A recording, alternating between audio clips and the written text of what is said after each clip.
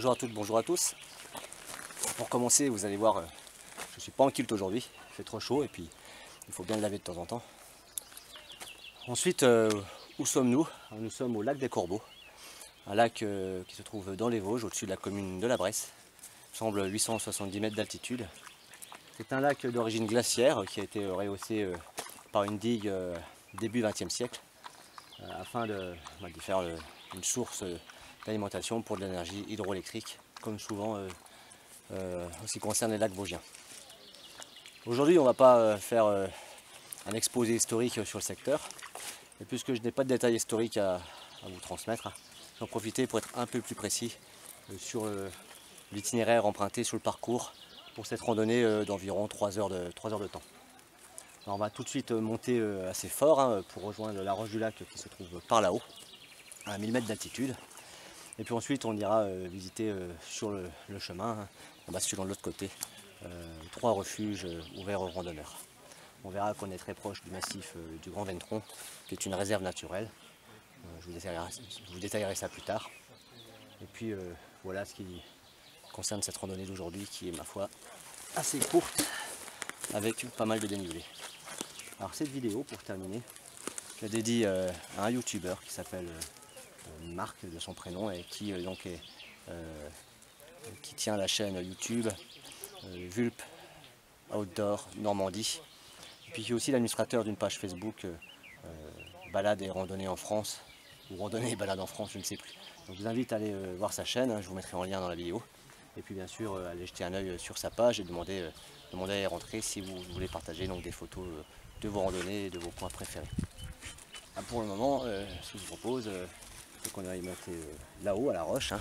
Donc là-haut, pour ce faire, on va emprunter un sentier donc balisé par le club vosgien avec un anneau jaune qu'on va suivre pour un tiers du parcours aujourd'hui. Je vous retrouve à la roche.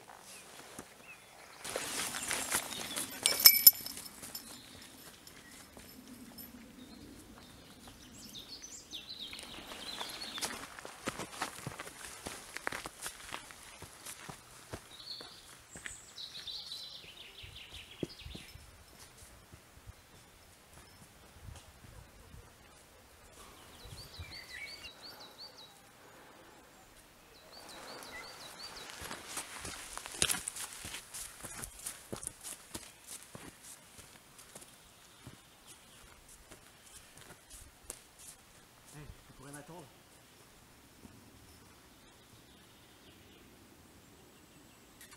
Voilà. Voilà.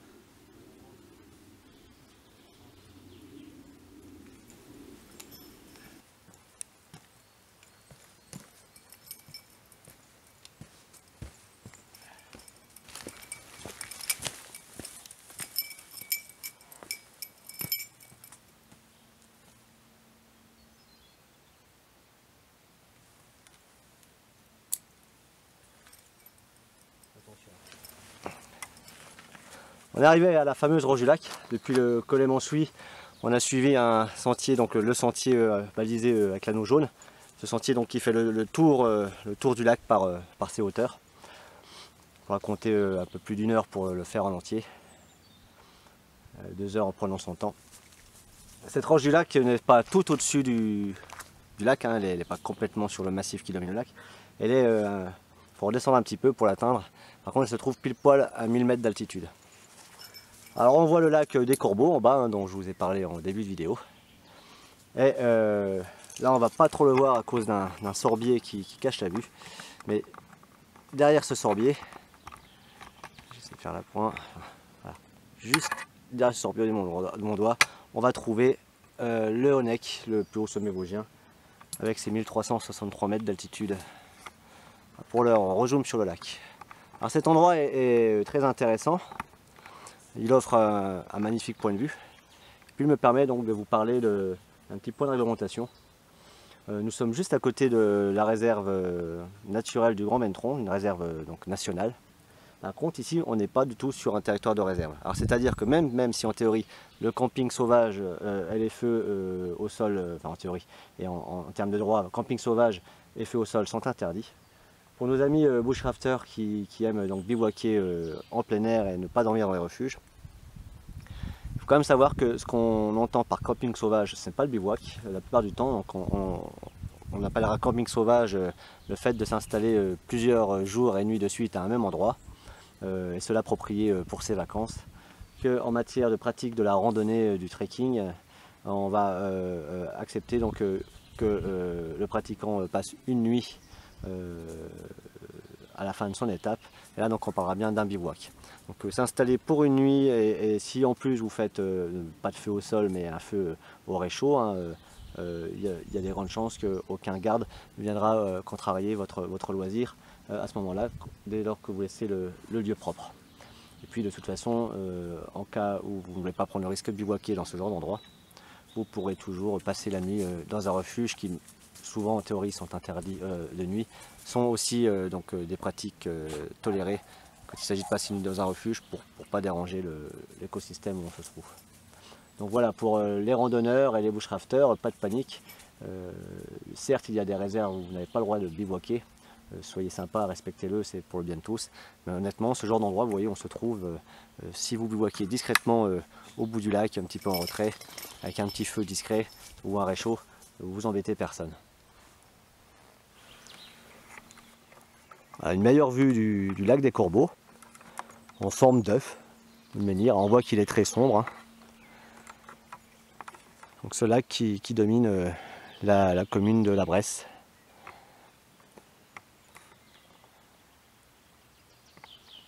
Le temps de changer de zoom, je vais essayer de vous montrer le Honeck d'un peu plus près.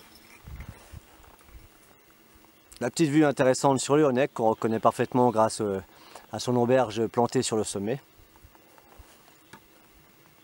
Alors sur la roche du lac comme au Honeck, on se trouve dans le département des Vosges. D'ailleurs le GR 533 ne passe pas en Alsace, hein, ni au Rhin ni Bas-Rhin, il reste toujours du côté vosgien. Et là, si on passe un petit peu à côté, on va voir le sommet donc, du Kastelberg, alors, qui depuis ici semble plus haut que le Honeck, mais ce n'est pas le cas. Hein. C'est juste un effet de la perspective. Il faut remarquer que le sentier balisé avec l'anneau jaune est un sentier assez alpin. D'ailleurs, vous pouvez voir une petite main courante qui était installée à fleur de roche.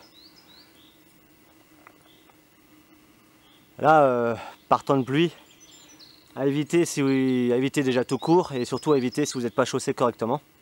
La roche sera glissante. Et puis si c'est couvert de neige, honnêtement, je déconseille fortement de venir ici en passant par ce sentier.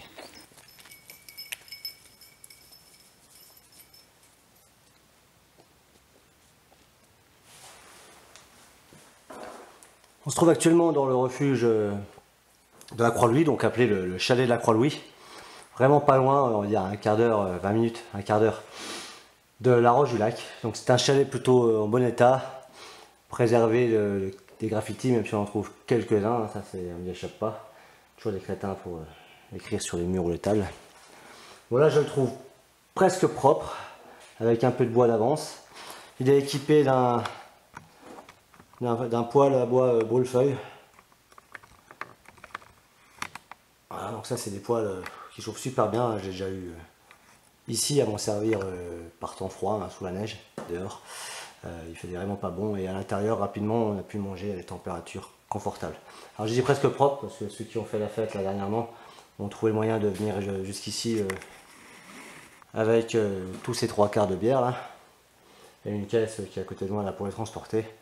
Et une fois vides, ils n'ont pas jugé utile de les ramener avec eux dans la voiture. Ils ont dû confier ça à quelqu'un d'autre. À moins qu'ils aient l'intention de revenir plus tard. En outre le fait que le chalet de la Croix-Louis soit en très bon état et confortable, il offre aussi l'avantage de proposer une fontaine, un point d'eau. Donc de l'eau fraîche que j'ai déjà bu à plusieurs reprises sans jamais être malade. Alors je précise que je la bois à travers un bidon dont le goulot est équipé d'un filtre charbon. Depuis la roche du lac, j'avais suivi un sentier balisé avec une croix rouge qui m'avait conduit jusqu'à la Croix-Louis, et la Croix-Louis m'indiquait donc à 300 mètres de la croix, hein, on m'indiquait donc le refuge de la Croix-Louis. Une fois le refuge de la Croix-Louis, je ne suis pas revenu sur mes pas. J'ai pris un sentier balisé avec un rond plein, donc un disque plein de couleur rouge, pour cheminer sur un chemin de forêt Voilà, ce chemin de forêt, hein, plutôt confortable. On fera faire attention à un moment sur la gauche. On verra ce balisage qui nous invite à prendre un sentier à travers la forêt pour aller directement au col de la Vierge sans continuer le chemin forestier. Donc à pas rater.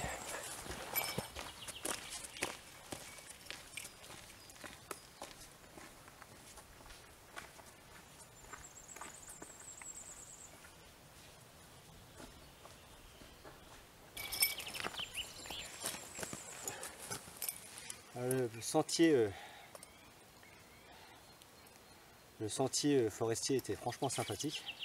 Chouette petit sentier qui nous ramène sur un chemin forestier qui lui est balisé de nouveau avec la croix rouge qu'on avait pris en quittant donc, la croix jaune après la roche du lac. Et au bout de la route forestière, la croix rouge, là, on arrive au col de la Vierge, la croix rouge, du Rond Rouge pardon. On arrive à la route forestière du col de la Vierge et puis au chalet de l'Union. Donc un autre refuge ouvert à tous. Alors ce chalet était bien mal en point il y a encore, ça fait 2 ans. Énormément d'inscriptions sur le mur. Il a été nettoyé, repeint.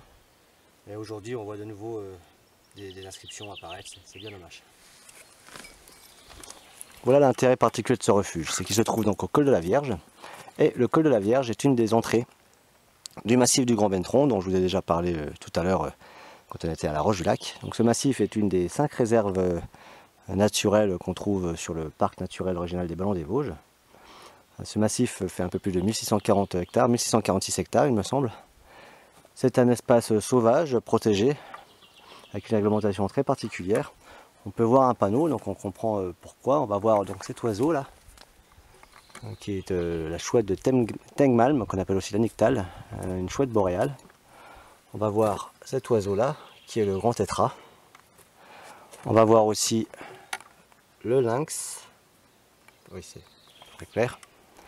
Donc ce panneau résume bien donc, la faune et la flore locale, puisqu'on va voir un massif de chaume, mais aussi un massif forestier, avec donc des plantes typiques des tourbières.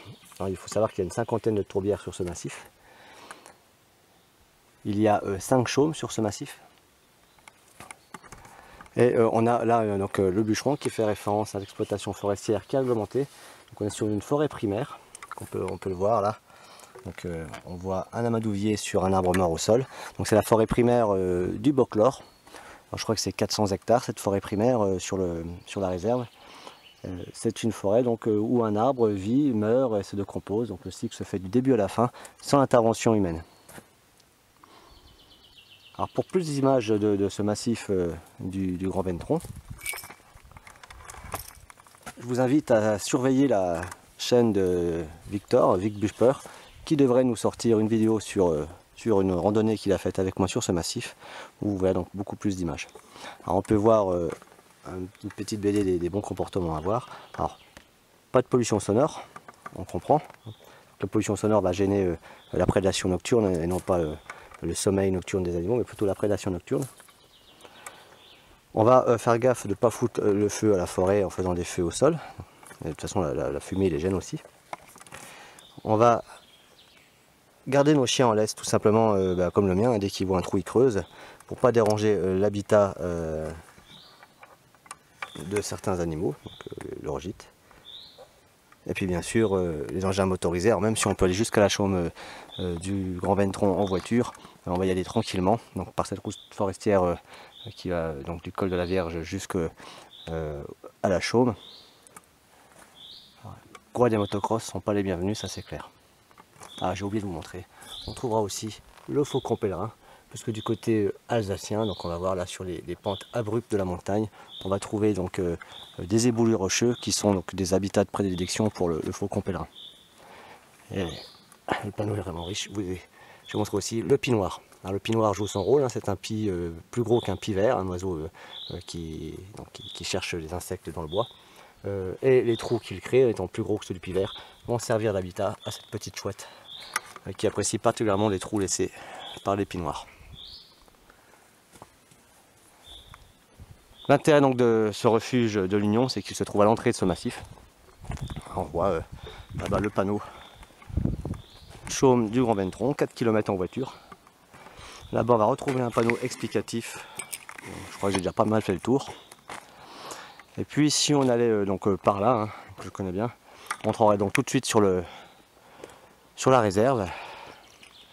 On pourrait commencer notre visite de la réserve par la chaume, une des 5 chaumes de la réserve, la chaume de l'Altenberg, la vieille montagne, qui nous conduirait rapidement à une des 50 tourbières, et donc la plus grande, il me semble, la tourbière de Pourrifin, qui est une mini toundra sur le massif. Pour terminer cette visite du col de la Vierge, une petite image de la Vierge incrustée dans l'arbre, qui symbolise donc ce col.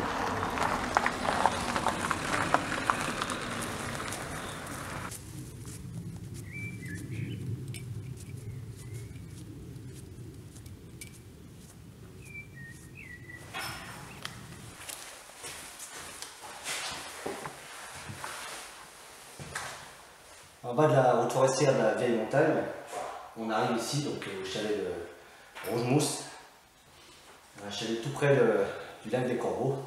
Alors, il a comme un grand défaut ce chalet, c'est qu'il est très facile d'accès en voiture, et donc il va être facile d'accès à des gens paresseux qui n'aiment pas marcher, mais qui aiment bien,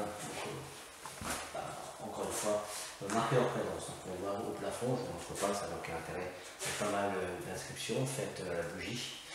Donc le plafond noirci, on se demande pourquoi il y a le feu, un refuge, et puis ça et là sur le mur des graffitis. Il n'empêche que ce chalet reste confortable, on trouve à l'entrée une rangée de porte-manteaux, une table, on suppose qu'il y en avait une autre avant, là où je suis assis, on a 2 bancs sur leur table, une table avec une banquette d'angle là-bas, et puis on peut voir un escalier qui monte à l'étage. Donc ce chalet est en tout point similaire à celui des Champis que j'ai déjà montré dans d'autres vidéos. À la différence près, c'est qu'en face de moi, là vous ne voyez pas, après je montrerai, on a quand même une cheminée, mais enfin un lâtre, on a un foyer à lâtre, on a un poêle à bois, d'un type assez rare sur le massif, mais qu'on trouve de temps en temps quand même, un petit poêle cubique avec une porte centrale et puis au-dessus un capot qui permet donc éventuellement de poser des choses dessus pour les faire chauffer doucement. Donc c'est pas non plus une plaque chauffante de cuisinière. La différence avec les Champis aussi, c'est que quand on se retrouve à l'étage, on est donc sur un grenier avec une petite fenêtre comme aux Champis, mais à l'arrière une porte, ce qui permet de balayer plus facilement le grenier et d'évacuer la poussière quand on veut y dormir. C'est tout ce qu'il y a à dire sur ce chalet de Rougemousse. Je vais en profiter pour vous dire que la randonnée d'aujourd'hui est terminée, puisqu'on est tout près du parking de la Roche à Corbeaux. Je vous remercie une fois de plus d'avoir regardé et je vous dis à une prochaine vidéo.